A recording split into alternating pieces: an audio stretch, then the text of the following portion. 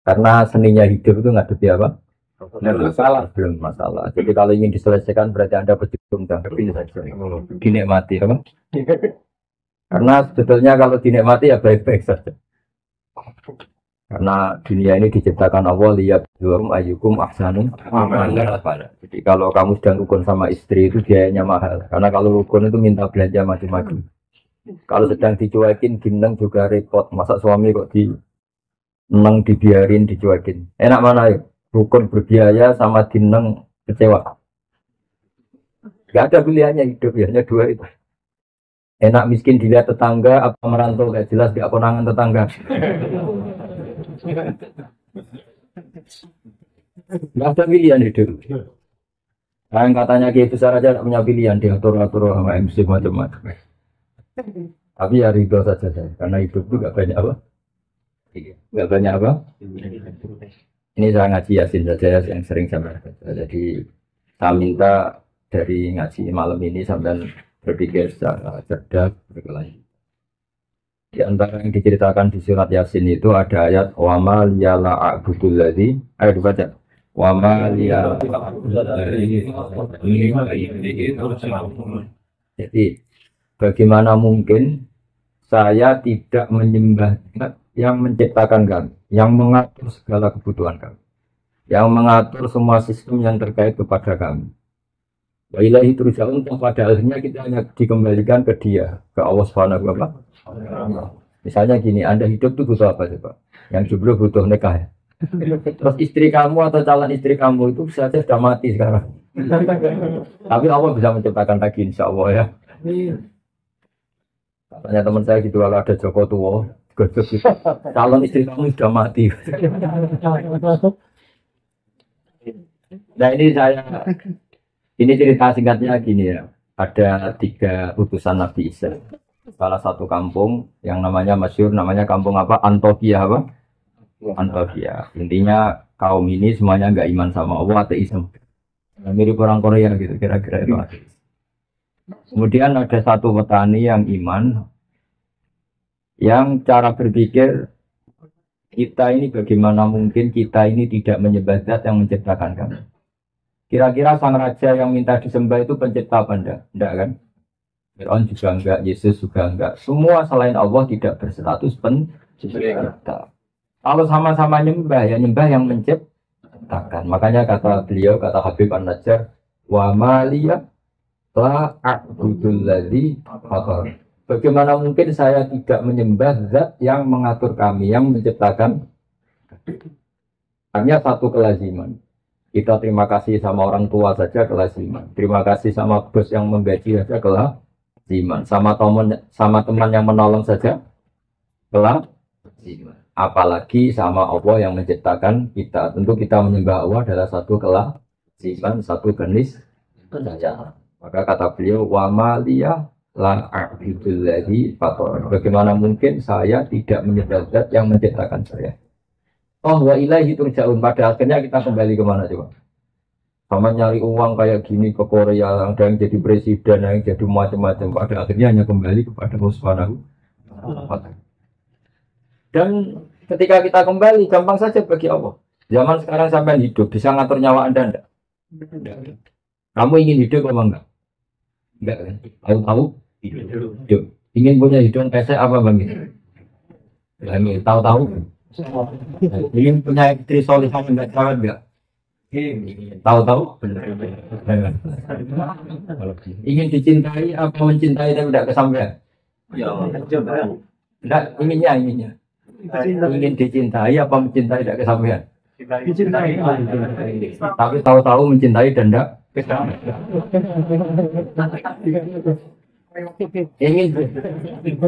Ingin jadi bos apa jadi guru?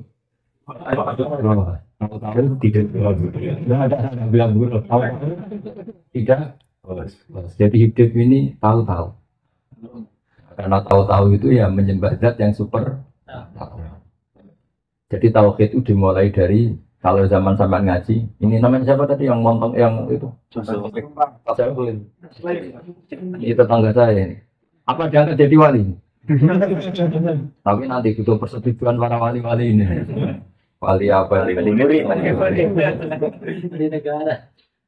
jadi hidup itu dimulai kalau kita zaman dulu ngaji apa istilahnya apa masya Allah kana wa malam biasa lamnya apa yang digadaki Allah pasti terjadi yang tidak digadaki pasti tidak terjadi. Ini penting sebagai tahu sehingga sampai mengalami apa saja cinta ada kesampaian kaya ada kesampaian apa saja ada kesampaian sampean yang syukur saja karena andekan kesampaian punya istri itu ya tidak mesti maslahat kesampaian jadi orang kaya tidak mesti maslahat yang mesti maslahat adalah kesampaian ditakdir sujud sama Allah Subhanahu wa Ta'ala. Yang bisa mensurgakan Anda itu sujud sama Allah apa jadi orang kaya? Yang mensurgakan Anda itu istri Anda atau amal Anda sendiri? Bahkan gara-gara istri banyak orang jadi koruptor kan? Karena istrinya shopping terus yang cowoknya korupsi. Jadi barokahnya jomblo-jomblo gini ya. Banyak masalah. Masalahnya di jomblo itu. Tapi yang penting syarat utama jadi orang baik itu satu, janggal atau iskal atau tidak memahami satu kesalahan. Jadi satu kesalahan itu harus gak difahami. Tapi satu kebenaran harus difahami. Satu kesalahan itu gak bisa difahami, misalnya maling atau mencuri. Itu kan nggak bisa difahami oleh akal sehat. Orang nyari uang susah-susah, kita tinggal mengambil atau mencuri. Itu kan sesuatu yang nggak bisa dipahami. Nggak bisa. Istrinya orang digauli orang lain itu nggak bisa dipahami.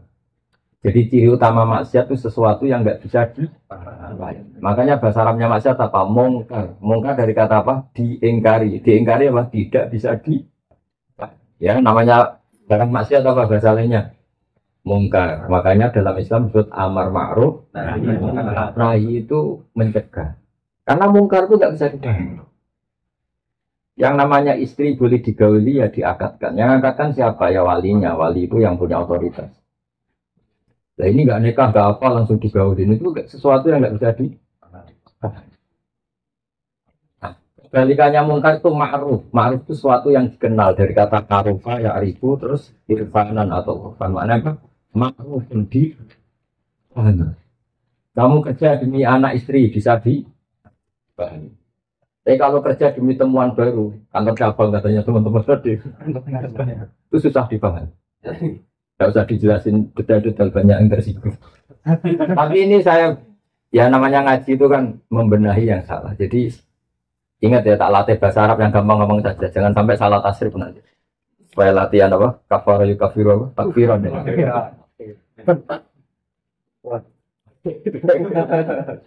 Jadi yang dikatakan ma'rufun sesuatu yang dipahami atau dikenal, mudah dikenal oleh akal. Kayak sodako itu kan mudah dikenal oleh akal, namanya empati sama orang lain. Kita tadi berkawan sama orang Korea juga mudah dipahami oleh akal karena kita tamu di Korea. Tadi ada Pak polisi, ada agama-agama lain menyakit kita. Itu mudah dipahami. Tapi kalau kita datang di negara orang kemudian ngendah yang punya rumah, ganggu yang punya rumah itu bisa dipahami enggak? Jadi agama ini datang dengan kemakrufan, sesuatu yang mudah dipahami dan agama ini menolak yang enggak mudah disebut apa? Ingin kaya enggak kerja, itu mudah dipahami enggak? Apalagi merdukun. Itu enggak mudah dipahami. Enggak gampang minta istri cantik, mudah dipahami enggak?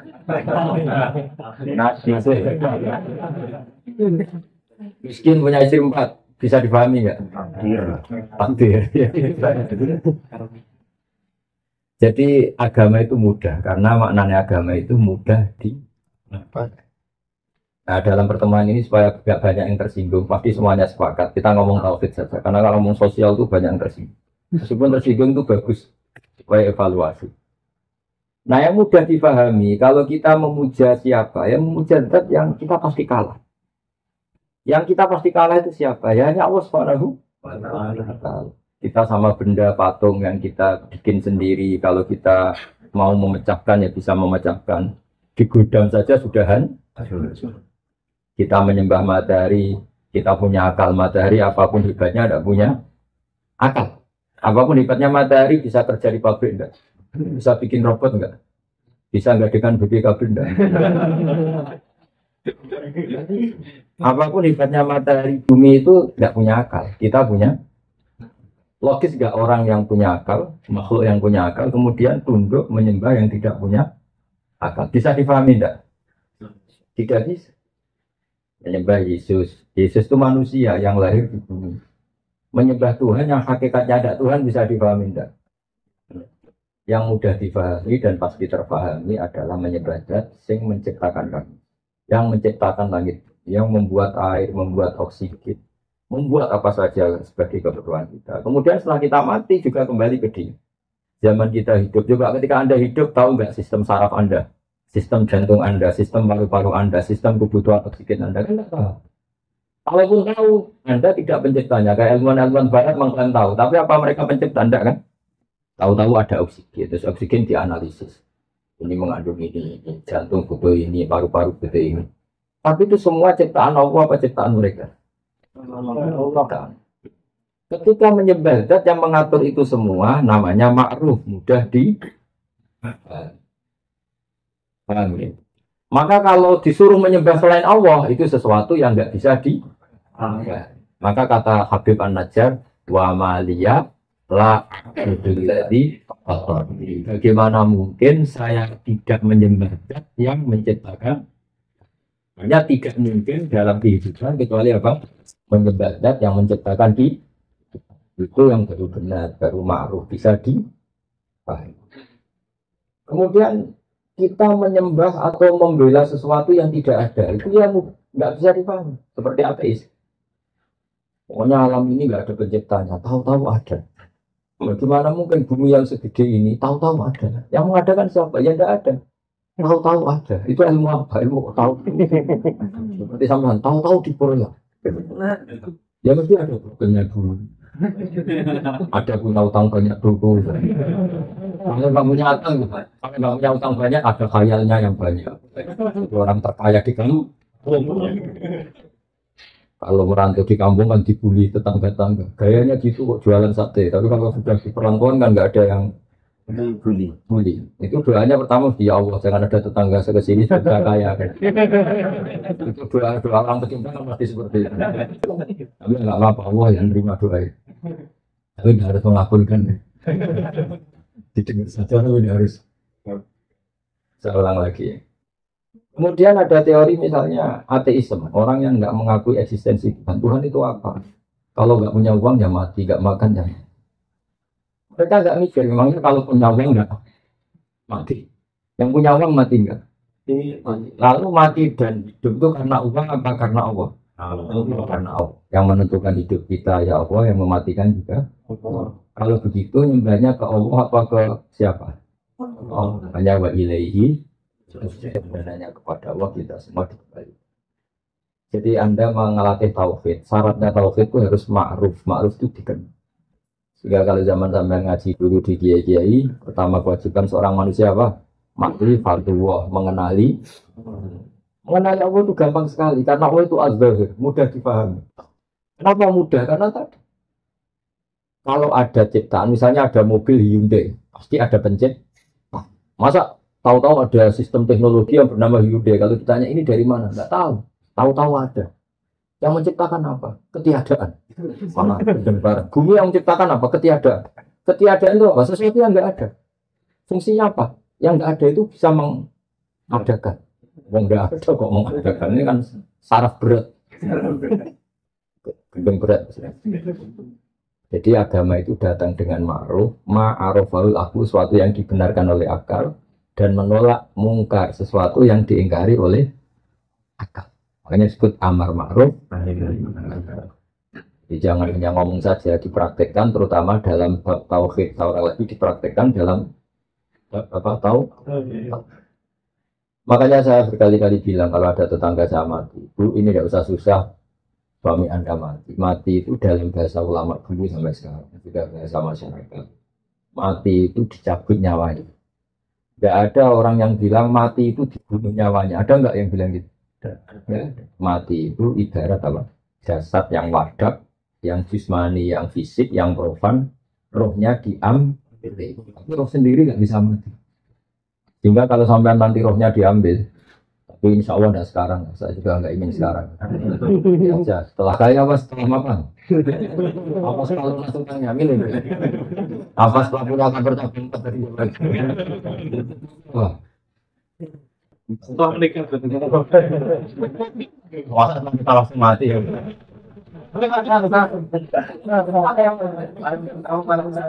Kita juga kasihan baru makan langsung.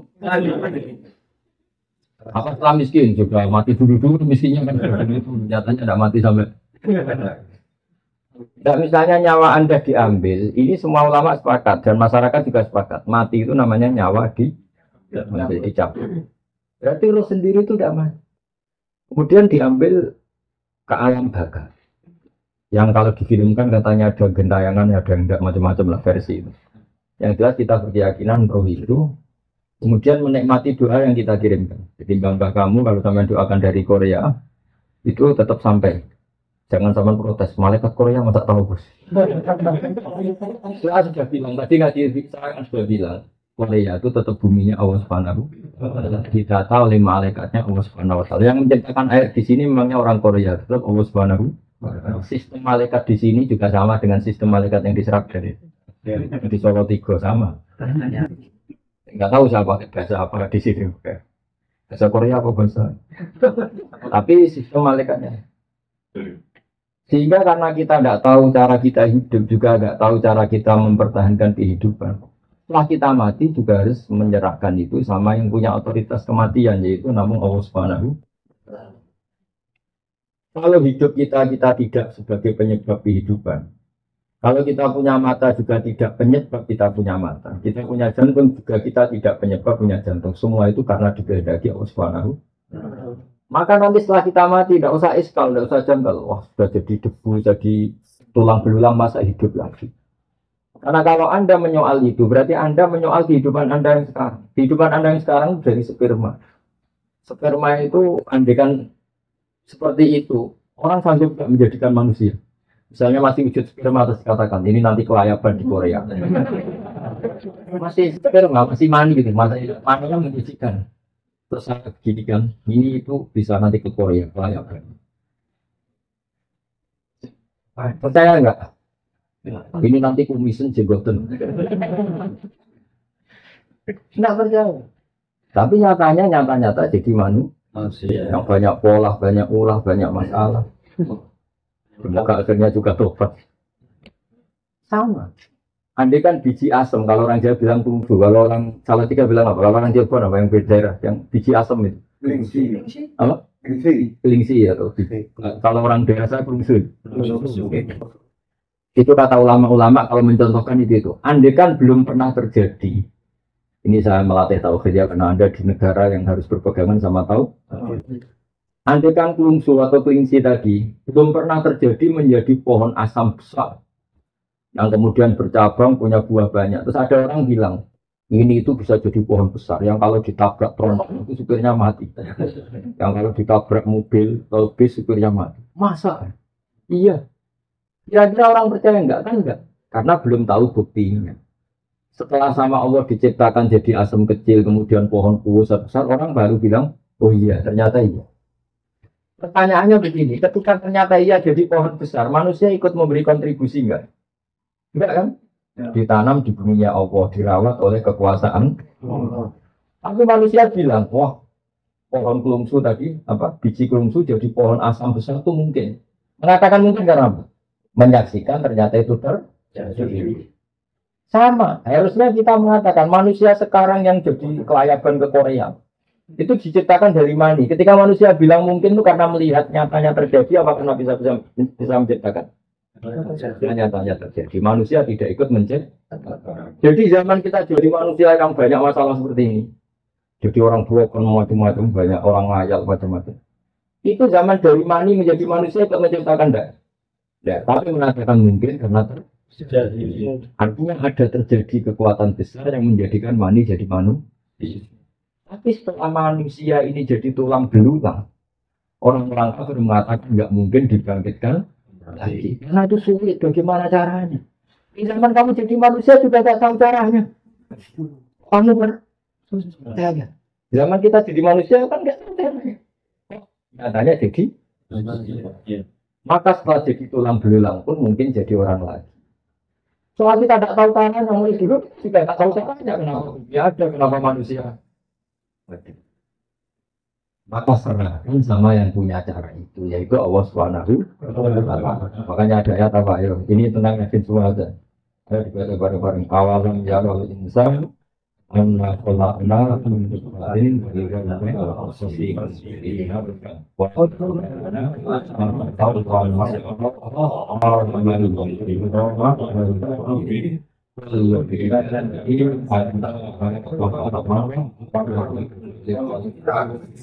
jadi singkat cerita gini, Wa'il bin As itu orang kafir ngambil tulang belulang yang sudah membiru, apa? Sudah apa? Membiru.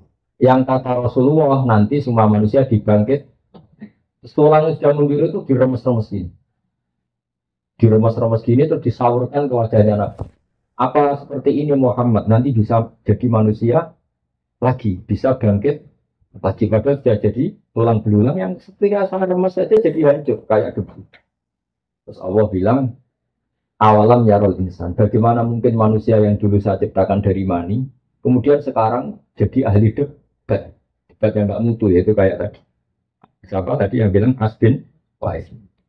Terus kata Allah mengingatkan, awalam yarol insanu anna kholakna. Terus terusannya apa? Manusia tidak ingat ketika jadi mani itu. Kira-kira orang kafir seluruh dunia belum pernah terjadi kalau mani jadi manusia. Kalau lagi andai kan belum pernah mani itu jadi manusia. Kemudian saya bilang mani ini tuh nanti bisa jadi manusia yang bisa ke Korea kemana. Orang percaya enggak? Tidak.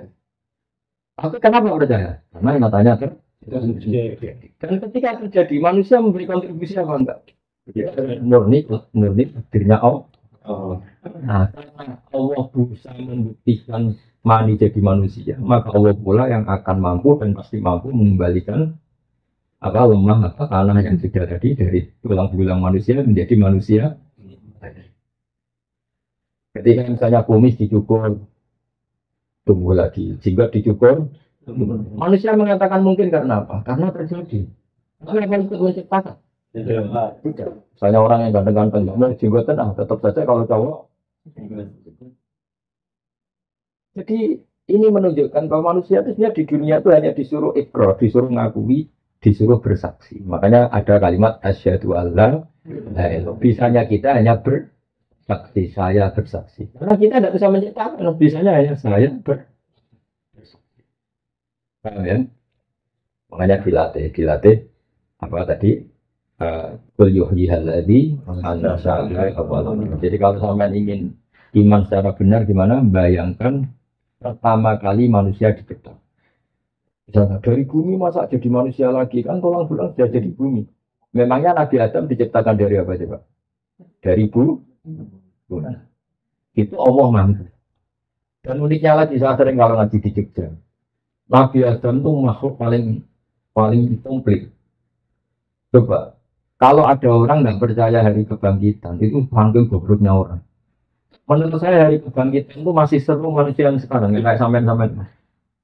Loh enggak gimana, hari kebangkitan kan materinya sudah ada, seolah lagi materinya seperti DNA sampean kan sudah ada DNA sampean, ada DNA Sragen, Tuban, Boyolali, Mataram, macam-macam.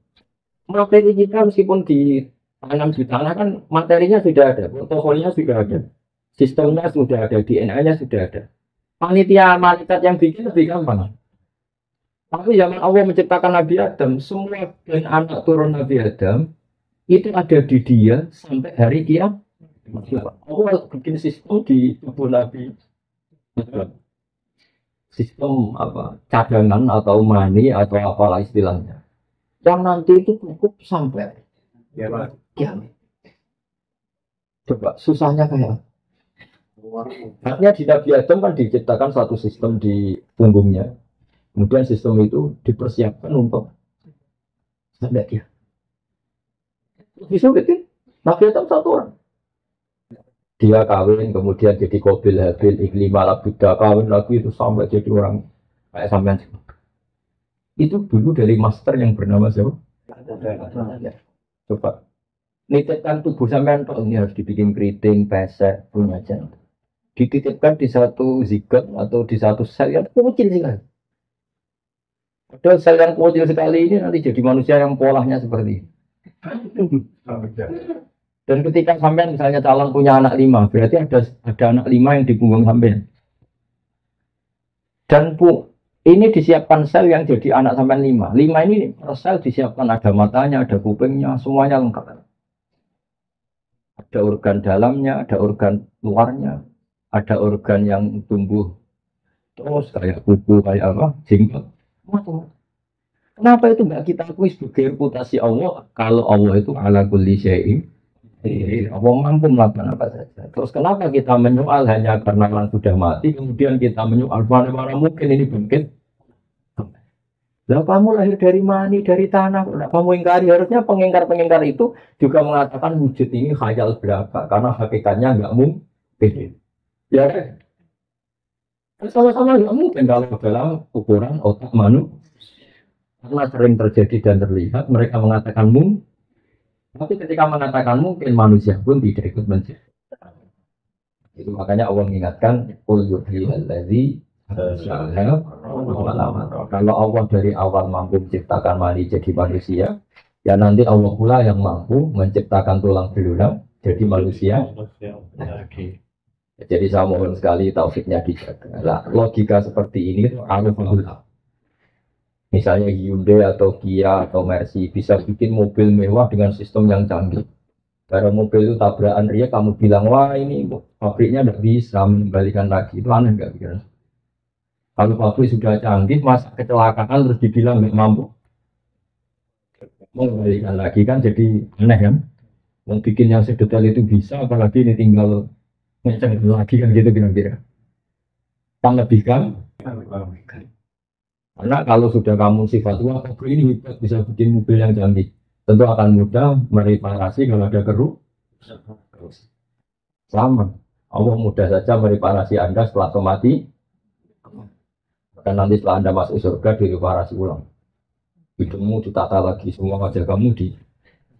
Makanya teman saya kalau guyon gini, Gus tahu nggak kenapa para nabi itu ganteng-ganteng? Kenapa? Ini teman saya agak beli. Kenapa? Karena Allah nggak ingin capek-capek. Kalau nabi jelek, nabi kan pasti ahli surga. Nakanya kelamaan. Ahli surga kan harus ganteng. Karena nabi itu pasti masuk surga. Sudah dikesan buang dan sebagainya. Surga yang rupanya ada banyak. Tapi kalau orang beli-beli pada musuh, tak kulitin, nomor tak. Itu nanti kalau jadi orang tua, itu renovasinya agak sulit. Tapi kalau masuk neraka kan gampang. Tidak, semua orang berdak soleh, gampang saja. Kalau renovasi apa, mereparasi ya. Keritingnya jadi bagus, pendeknya ditinggikan, pasirnya ditata semua. Kalau ditata biasanya jadi bangkit wajahnya tetap gitu kan malah kayak Tokyo jadi tetap ditata. Jadi ini penting ngaji tauhid ya. Saya ulang lagi ya, Islam itu datang dengan apa amar ma'ruf. Yang namanya mungkar itu angkarul. Nasihat itu menolak. Kayak tadi misalnya, alam ini dimulai dari ketiadaan. Jadi pencipta alam adalah ketiadaan. Masa sesuatu yang tiada punya faktor, punya sebab sebagai pencipta? Itu enggak masuk akal. Itu alam ini ada karena ada pencipta. Nah, pencipta itu menurut kita adalah Allah Subhanahu wa Ta'ala. Maka pencipta ini status utamanya apa? Wujud. Ya, di mana-mana pencipta statusnya harus wujud. Maka yang mulai kecil kita diajarkan wujud. Namanya pencipta sama yang diciptakan di mana? Pencipta. Makanya pertama setelah wujud tidak, dia harus zat yang terus kedua harus sifat ketiga harus bakok, harus abadi. Karena kalau Tuhan itu superior hebat, kemudian dia ada abadi, berarti keok kalah. Kalau Tuhan kalah itu kan aneh. Masa pencipta mobil kalah sama mobilnya? Mesti kejar-kejar mobilnya, lebih pintar timbang yang mencipta. Ini kan jadi aneh. Tetap penciptanya yang bisa mengatur mobil ini, dimatikan, dirongsokkan, dibuang, terserah yang mencipta. Mobilnya tetap objek, penciptanya tetap subjek. Allah selamanya subjek yang mengatur kita semua, yang menghancurkan kita, yang menata kita. Allah tidak akan menjadi objek makhluknya. Apa? Allah tidak akan menjadi objek Makhluk. Allah selalu jadi subjek makhluknya. Dia disebut Al-Khaliqul Mukhtar. Allah pencipta yang bisa melakukan apa saja sesuai yang diinginkan. Ya, istilahnya yaf'aluna yasha. Apa? Yaf'aluma yasha. Jadi wujud, hitam, terus keempat Allah itu beda dengan makhluk. Kalau makhluknya makan cari uang, Allah tidak perlu makan, tidak perlu cari uang. Dan Allah tidak butuh makan, tidak butuh tidur. Lah tak kudu sinatu. Karena kalau Allah tidur, kalau kamu mau nakal, misalnya mau selingkuh, nunggu tidurnya Allah dulu. Kacau. Jangan sekarang, Allah masih baik. Kacau nggak punya Tuhan gitu. Kacau. Maka sebenarnya Allah perlah tak kudu. Allah tidak pernah kantuk, juga nggak pernah tidur. Karena Allah itu mukhalafatul. Surat berikutnya apa? Allah itu berdiri dengan dirinya sendiri tanpa butuh yang lain. Allah tidak butuh. Kalau sampai ingin makan harus makan. Kalau ingin stres harus punya uang. Banyak kebutuhan Anda ini. Kalau ingin tidak jomblo butuh pasangan. Kalau pasangan butuh yang tertipu. Karena kalau sadar mungkin tidak mau. Makanya kalau orang cantik dapat orang jelek kata bapak saya itu kemungkinannya dua. Yang cowok punya sesuatu atau yang cewek agak. Ada sesuatu. Raja itu. Tapi Allah tidak butuh itu semua. Karena Allah harus diamu. Terus sifat berikutnya apa? Dan itu Allah sendiri, nggak tersaingi. Dalam apapun nggak tersaingi.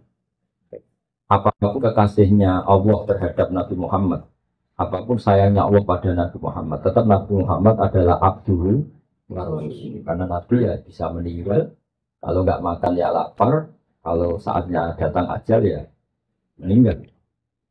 Makanya Nabi dikatakan innaka mayyitu wa innahum mayyitun.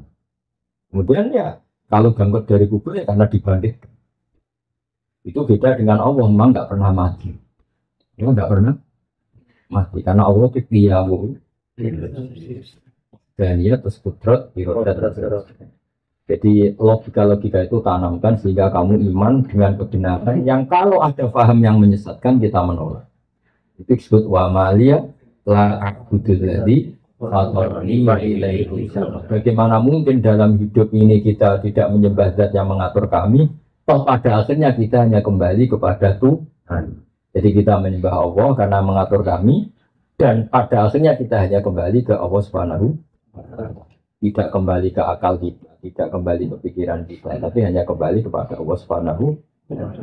Seperti sampean banyak bayangkan jadi orang kaya terus bahagia. Apa faktanya nanti pasti demikian? Tidak mesti. Kadang setelah jadi orang kaya malah nyesal. Misalnya gini, banyak ini ceritanya. Ada suami memanjakan istrinya, minta apa saja dituruti. Minta mau rumah mewah dituruti. Kulkasnya harus mewah, mobilnya harus mewah.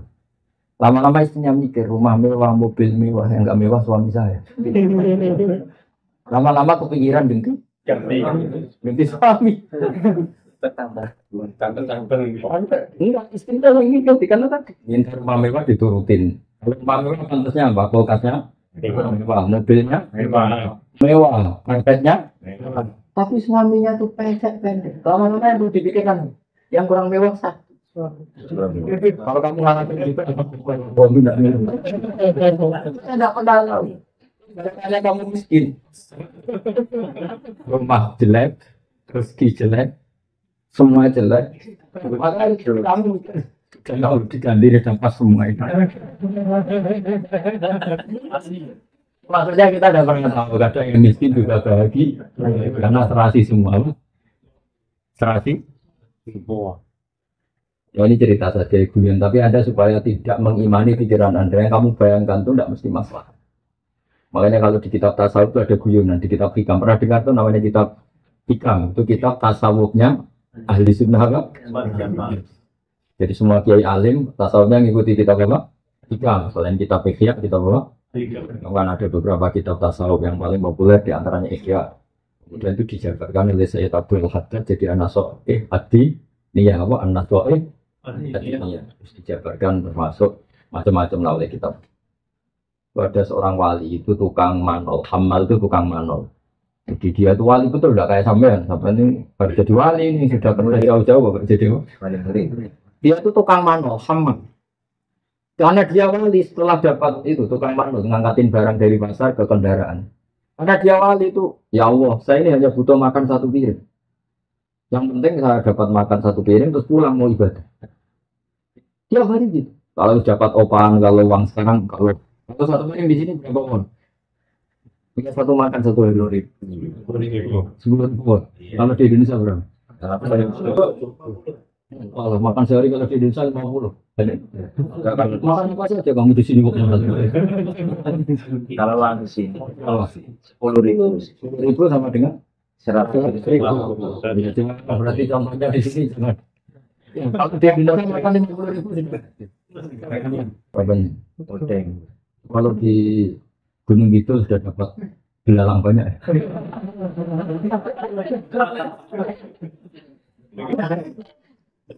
Dia tuh enggak. Kalau sudah amal tadi, kalau sudah dapat topas 10.000, dia pulang yang penting bisa makan apa?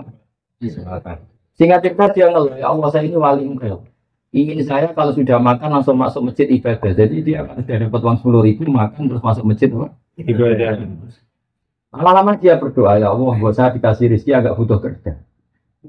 Tahu-tahu masuk pasar dicurigai jadi maling. Nah, apa sebabnya pokoknya dituduh jadi maling. Di penjara. Ya tiap hari ada orang sumbang makan terus. Ya Allah kenapa jadi begini? Bukankah kamu minta rezeki tambah ter? Ya LP itu. Intinya betapa manusia itu nggak usah ngatur Allah. Karena ada wali yang minta rezeki tambah kerja sama Allah dijawab. LP kan rezeki. Ya, Jadinya tanpa Anda minta rezeki tanpa kerja. tapi kalau doa itu hadiah.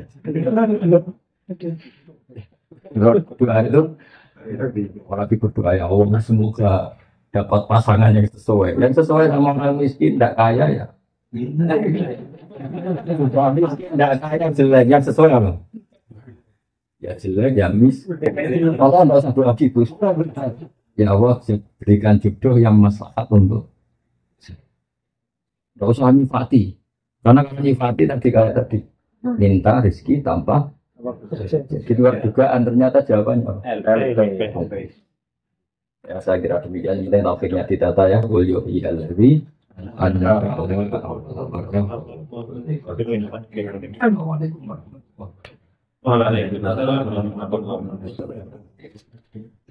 Ya, katanya mau makan bersama kopi bersama. Banyak betul. Lihat aja kalau sambil. Enggak ada sambil lihat aja kayak zaman di pondok. Kalau tanya problem wah boleh. Itu pakai hidup gitu ya. Coba setelah jadi presiden kalau enggak karena banyak rivalnya, banyak kroninya minta jadi menteri bingung enggak? Ini kan? Yang enggak suka demo, yang suka minta jadi pusing. Itu maksudnya. Assalamualaikum warahmatullahi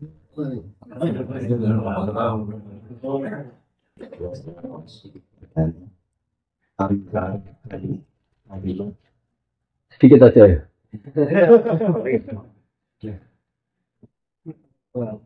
Antara kalimat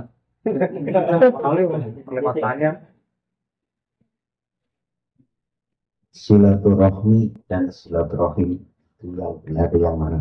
oh, yang benar ya nggak salah.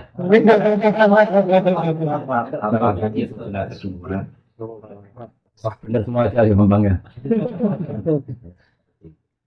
Kalau bahasa Arab itu pakai ini. Bahasa Arab itu bisa dengan ya apa berbeda dengan bahasa Jawa. Tapi kalau tasrifan tetap sama ya. Jadi bahasa Arab itu kadang orang bilang silaturahim, rahim itu dari kata isim fa'il ya, menyambung orang yang perlu kamu sambung karena ada cinta kasih rahim. Yang bilang rahimah, yarhamu rahman, menyambung kasih sayang. Kalau orang, nah, pokoknya bahasa itu benar semua. Ya, bahasa itu benar semua. Karena kan kalau di Jawa itu bahasa Arab agak-agak di apa? Di Jawa kan. Misalnya kalau sepakat itu dari kata muwafaqah, contoh. Orang Arab bilang apa? Mufakat. Ya apa? Mufakat. Orang lagi bahasa Jawa itu bahasa Solo sama Jogja. Suka makan sampun bakdo. Sampun itu ya sampun bakdo. Bahasa Arab bakdo itu mana dulu? Jadi kalau diterjemah sampun bakdo ya sampun. Terus mana lagi bahasa itu? Anak sekolah tinggi, yang madrasah. Madrasah itu terjemahnya. Jadi kalau ini sekolah di mana? Di madrasah. Mana nih sekolah? Sekolah. Tapi orang Indonesia punya versi kalau dibilang madrasah itu ngaji, kalau sekolah itu tapi kalau sama ditanya terjemahnya madrasah apa? Islam. Bilangnya kan madrasah. Jadi bahasa itu kalau mengalami apa perluan itu karena mengalami transformasi macam-macam. Ya, jadi itu ringan saja ya, karena tadi silaturahim maupun silaturahmi secara bahasa itu sama. Yang penting maknanya itu menyambung unsur rahim. Yang lokal ya keluarga dekat, yang agak jauh ya saudara Islam, yang paling agak jauh tapi harus dilakukan bidatan. Ada kata Nabi itu silaturahim itu ada 3. Ada orang yang punya 3 hak. Pernah dengar tuh orang yang punya 3 hak, yaitu dia keluarga kamu, dia tetanggamu, dia seagama dengan kamu. Itu punya 3. Nah, misalnya saya bertetangga dengan adik saya, berarti adik saya punya berapa? 3 hak. Hak tetangga, hak rahim, hak. Terus ada yang punya 2 hak saja. Hak tetangga dan seagama. Ada yang haknya 1 tok, kayak kamu di Korea ini sama orang-orang non muslim itu harus baik karena apa? Hak. Itu semua juga dikatakan silaturahim. Karena rahim itu kalau dihitung Nabi Adam, kenapa sama Nabi Adam? Sama banyak apa lupa? Kenapa? Nah, itu berarti kalau dihitung Nabi Adam kan semuanya saudara. Setelah ada perbedaan agama, negara, terus apa sejarah, macam-macam, terus kayak nggak saudara, kayak korup sama apa? Tapi tadi selagi masih mungkin semuanya itu diarahkan ke perdamaian karena agama ini suka apa? Wa ini janahul salmi fajnahilaha wa tawakal ala Allah. Kalau ada kelompok lain minta damai, kamu harus setuju karena agama ini dikawal dengan apa? Ya itu sama terus. Yang lain tanya, yang penting jangan problem kehidupan itu nggak akan selesai. Bawaan itu.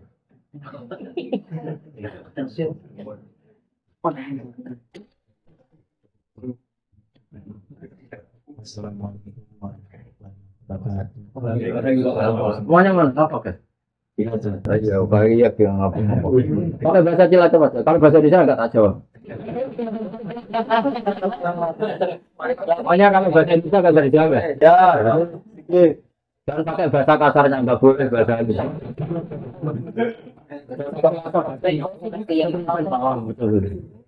Tulisnya kafe wes.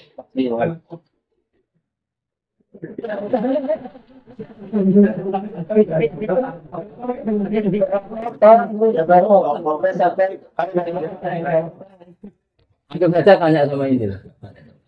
Dia bisa lihat.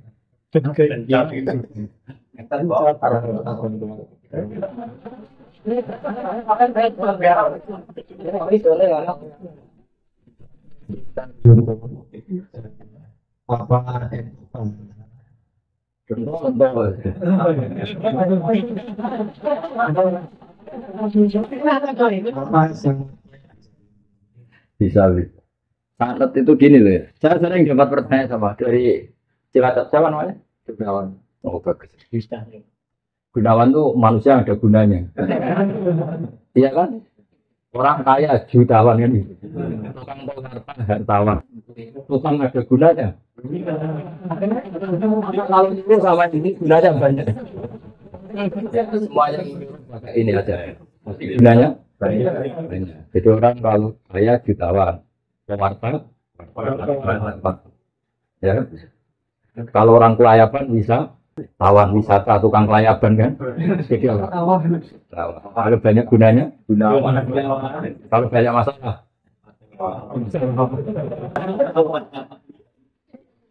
Gini ya, jadi ngaji saya di YouTube itu dari awal sudah saya ikhlaskan lagi, dan otomatis secara sanad itu tersambung. Yang ada syarat ketat itu kalau mau jadi mufti.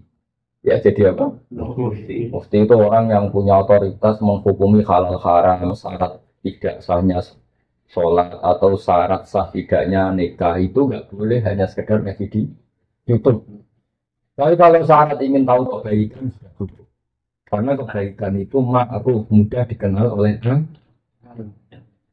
Jadi kalau syarat-syarat yang ketat harus ketemu ya ngaji lama, terus akhlaknya harus baik, hafal Quran, hafal hadis itu syarat untuk mufti. Ya. Mufti itu begini loh, fatwa sesuatu yang jelimet itu namanya mufti. Kalau sampean kan nggak perlu seperti itu. Pokoknya dengar ngaji saya yang bisa dilakukan, yang nggak ditunda itu sudah selesai. Dan potongannya yang tunda semua. Misalnya saya ngaji, wajib saya jawab. Tahu kan? Ditunda langsung. Ketika kangen keluarga wajib nggak terus ingin pulang atau kirimin. Ketika ada tadi pikirannya mulai macam-macam. Nah, kenapa kalau mufti syaratnya ketat? Karena mufti itu akan menimbang hukum yang kayak iya kayak tidak. Itu harus orang alim, nggak boleh hanya lewat itu.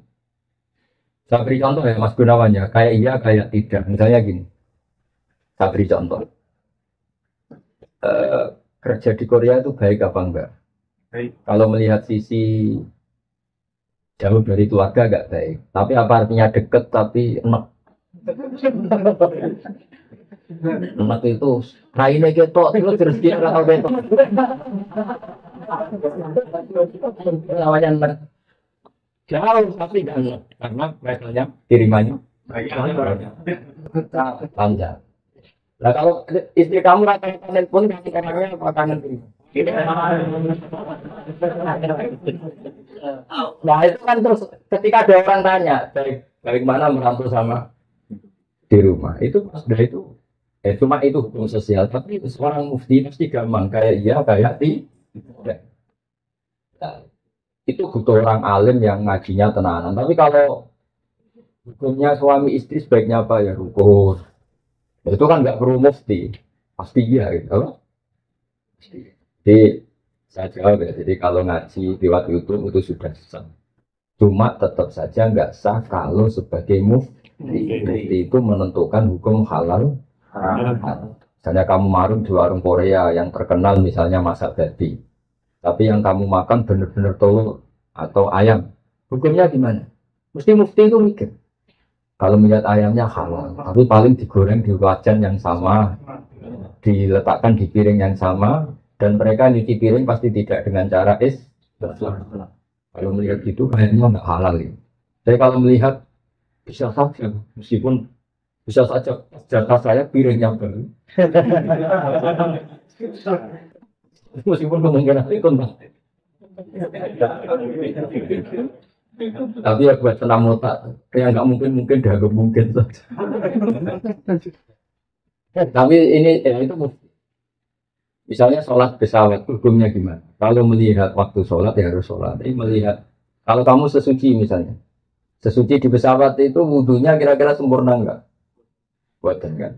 Kalau sempurna dimarahin awak habis. Setelah wudhu tidak sempurna kira-kira tetap wajib sholat apa enggak? Mesti jawaban pertama wajib. Lalu sholat ini namanya apa? Sholat dihormatin waktu, hanya menghormati waktu, tapi nanti setelah di kos-kosan atau di Korea harus dikodoi. Tapi ketika wajib ngodoi melihat wajah-wajah gini, wah sholat aja sudah menguntungkan, disuruh wajib ngodoi. Mestinya ngepeng lagi. Nah wajah-wajah kayak kami itu semua mesti penting. Ini sholat berdua aja, apa lagi disuruh.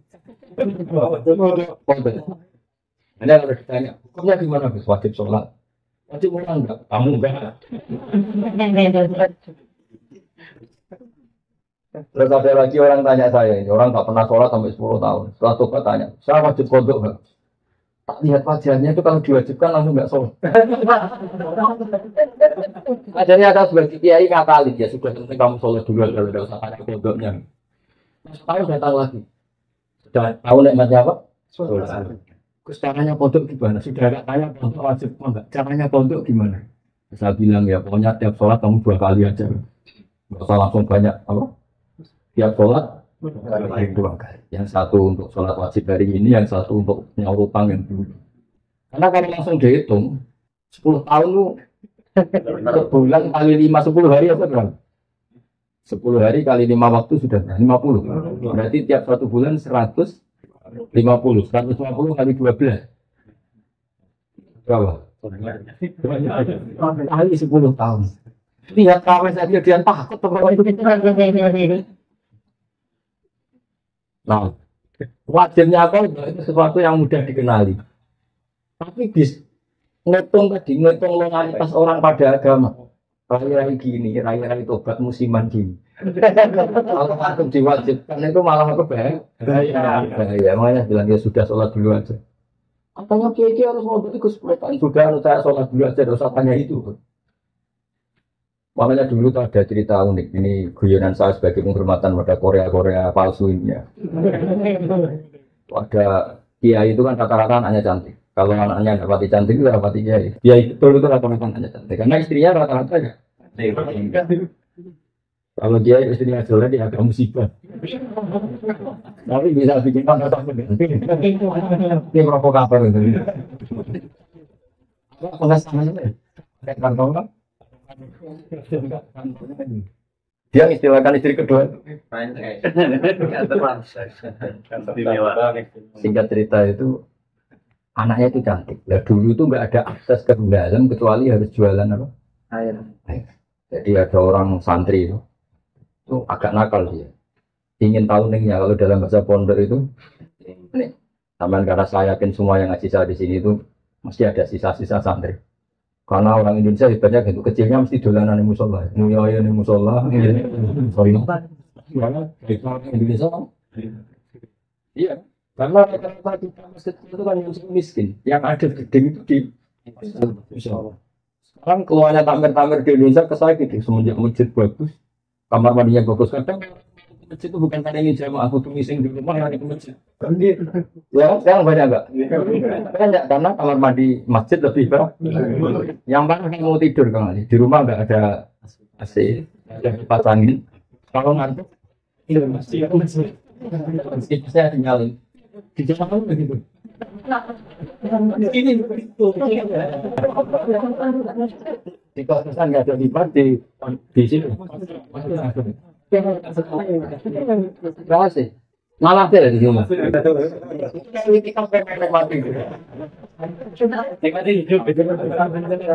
Ya alhamdulillah kok. Allah nggak apa-apa. Masjid sudah baik. Meskipun niatnya tidak baik, semoga tetap apa? Singkat cerita dia itu pura-pura jualan apa? Kiainya senangnya gini. Dan baru kayak anakku disenangi, banyu murah soalnya. Kiainya wali, jadi tahu kelakuan di santrinya tadi. Di Barno, biarin dapat air murah, loyal. Lama-lama dibilang gitu sama Kiai. Kamu senang sama anak saya? Ya Pak ya. Syaratnya kamu harus jamaah di depan 40 hari. Kalau itu selesai, nanti kesini tak nikahkan sama putri sana. Semuanya bukan main.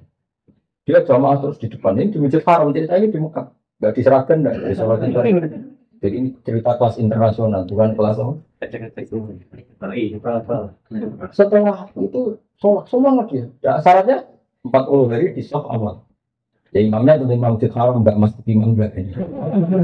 Kalau di sini nggak jadi maling, nggak boleh imam. Ini di Masjid Haram yang satu sholat sama dengan 1000 sholat. Ya sambil berdoa. Kalau sholat di sini satu sholatnya benar-benar satu. Kalau di sana lipatannya kan berapa? 10.000. Ada yang bilang semuanya ribuan, ratusan ribu. Terserah hitungnya sampai 40 hari. Hari ke-40 selesai sama kiainya digandeng satu. Ayo nak pulang ke rumah saya. Tak kawinkan sama anak saya sesuai perjanjian. Terus santrinya marah-marah. Pak Kiai, punya uang. Sholat diterima dijoli anak jenengan. Enggak bisa. Ternyata dia hari kedua ketiga sudah ikhlas, tidak karena saya kayak tadi, tidak karena putrinya kita. Ayo nak pulang saya nikahkan sama anak saya karena sudah 40. Pak Yai, kamu menghina saya. Masa sholat nikmatnya seperti itu hanya hasilnya dapat putri jenengan? Enggak bisa. Sholat saya itu balasannya surga, enggak bisa. Enggak mau saya. Dari sholat untuk dapat cewek menjadi sholat nikmati kebenaran. Makanya kalau kamu ingin kaya, tak suruh sholat aja. Ali udah sering sholat, nikmatnya sujud, nikmatnya puasa sama Allah, terus mulai itu berdoa. Yang penting kaya apa enggak? Kalau kau masih ingin kaya terus berarti sholatnya masalah. Akhirnya enggak mau malah kita. Akhirnya dia yang merayu-merayu dia. Sudahlah tetap jadi mantu saya karena kiainya kesemsem ingin punya mantu ikhlas. Sekarang gantikan kiainya yang mati-matian merayu supaya dia mau jadi mantu. Karena ingin punya menantu. Bisa dibuktikan ya. Mau nyoba itu.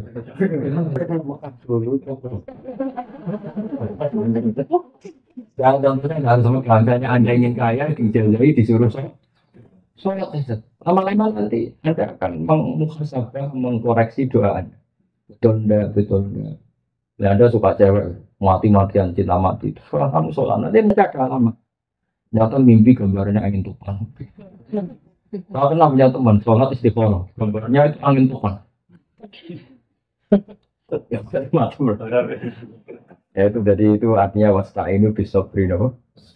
Karena kita tidak pernah tahu yang masuk akal untuk kita itu ke depan tuh apa kita tidak. Makanya semuanya kita serahkan pada Allah Subhanahu. Mungkin sampean kalau hidup di Jawa karena tetangga roh kiai kadang rapati semua. Karena kadang jadi ngegawan tonggo. Tapi gara-gara di Korea melihat Islam gak hidup malah sampai jadi dia.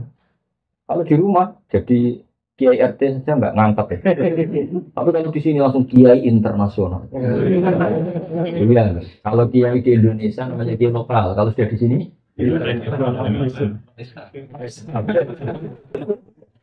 Jadi itulah hikmah yang dikersaan Allah Subhanahu wa Ta'ala. Makanya berharap semoga keberadaan Anda di sini benar-benar ikut menyebarkan sujud, tauhid, tasbih di dunia. Ya sudah ya, cukup ini. Ada satu lagi. Ya. Sekali lagi ya. Sudah. Dari mana ini? Oh, Magelang. Nama saya Arifin dari Magelang, Mbak. Mau saya tuh bingung dari dulu pengen tanya tapi syarat masuk surga itu apa harus Islam gitu, Pak? Oh iya. Iman. Karena kan kalau orang Kristen, Buddha, misalnya Yahudi pun, kalau anaknya itu kan dari lahir juga suci gitu kan. Iya. Tapi orang tuanya kan ngajari yang menurut mereka benar. Jadi anaknya merasa itu yang paling benar gitu. Terus ngajari anaknya lagi. Iya. Nah, terus kalau yang masuk Islam, yang masuk surga Islam saja, berarti cuma dasar bejo-bejonan gitu. Nah, saya mungkin lahir di keluarga Islam. Nah, kalau saya Magelang lagi ya, Magelang. Kalau saya lahir di keluarga Buddha gitu gimana? Kan saya hapus gitu. Nah, itu syaratnya itu gimana? Artinya jenengan tanya ini sambil syukur ya. Iya.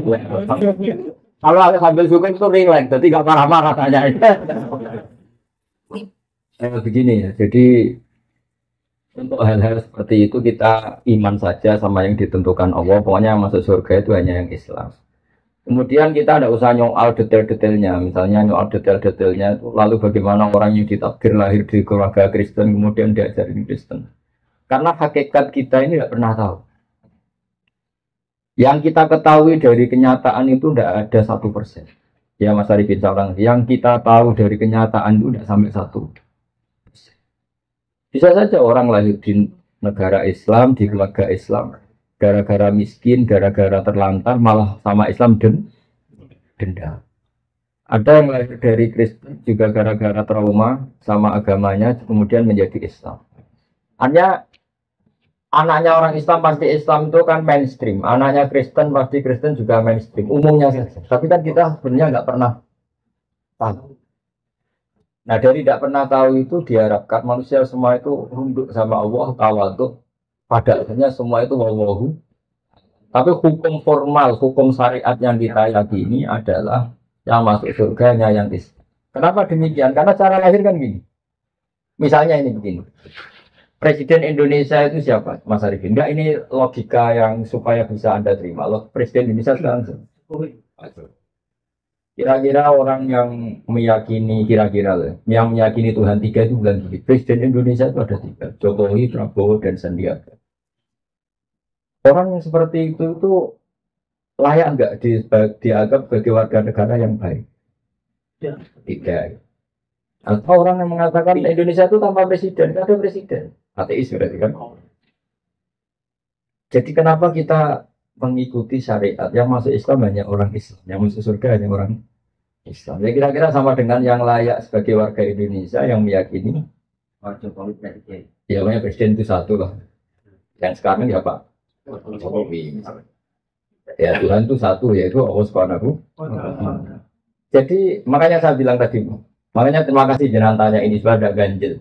Islam itu datang dengan kemakrufan, sesuatu yang mudah dikenal. Yang mudah dikenal apa? Yang layak jadi warga Indonesia yang yakin presiden itu satu yaitu Pak. Lalu yang bilang presiden itu tiga, Pak Jokowi, Pak Prabowo, Pak Sandi. Jangan langsung tidak dianggap orang Indonesia, dia tetap orang Indonesia. Ya istilahnya ya ditobatkan, diberi apa? Pendidikan, diberi apa? Penjelasan. Ya, di sini fungsinya Rasul. Jadi hampir nggak ada di dunia sekarang, apalagi sekarang, orang yang nggak dengar Islam. Meskipun mereka diajari dengan agama masing-masing, apalagi sekarang yang saya ada sekolah perbandingan agama, ada TV, ada medsos. Sebenarnya mereka dengar. Jadi kalau mereka bilang nggak dengar sama sekali ajaran selain yang diajarkan orang tuanya, kira-kira bohong nggak? Bohong kan?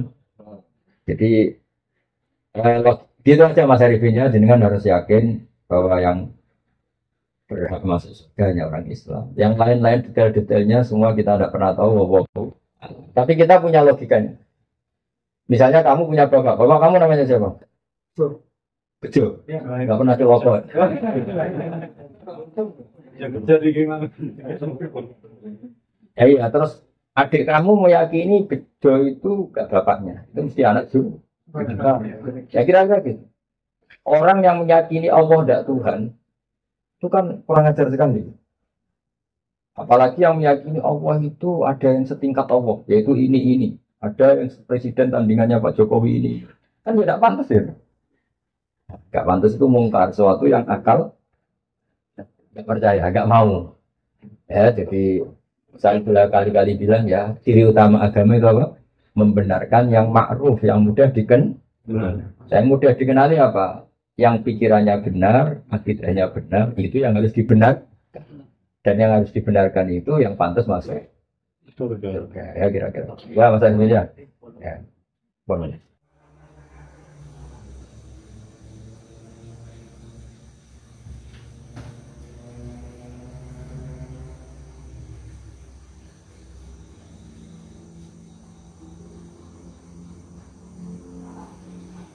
Karena